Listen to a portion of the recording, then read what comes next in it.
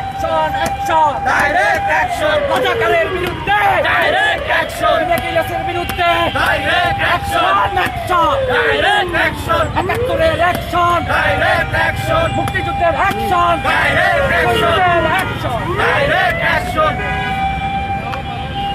পাকিস্তানের প্রেতাত্মারা হুঁশিয়ার সাবধান, পাকিস্তানের প্রেতাত্মারা হুঁশিয়ার সাবধান, পাকিস্তানের প্রেতাত্মারা হুঁশিয়ার সাবধান। বাকি বিজয়ের ঠিকানা এই বাংলায় হবে না, এই বাংলায় হবে না বাকি বিচার ঠিকানা। বাকি বিজয়ের ঠিকানা এই বাংলায় হবে না। শুনে রাখো রাজাকার হুঁশিয়ার সাবধান, শুনে রাখো রাজাকার হুঁশিয়ার সাবধান, হুঁশিয়ার সাবধান শুনে রাখো রাজাকার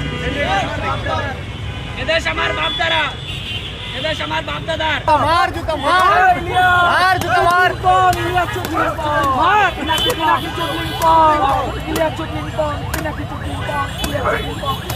আমার বিশ্ববিদ্যালয় ঢাকা বিশ্ববিদ্যালয়ের রাজু ভাস্কর্যের সামনে পিনাকি এবং ইলিয়াসের পুষ্পোত্তলিকা দাহ করা হয়েছে।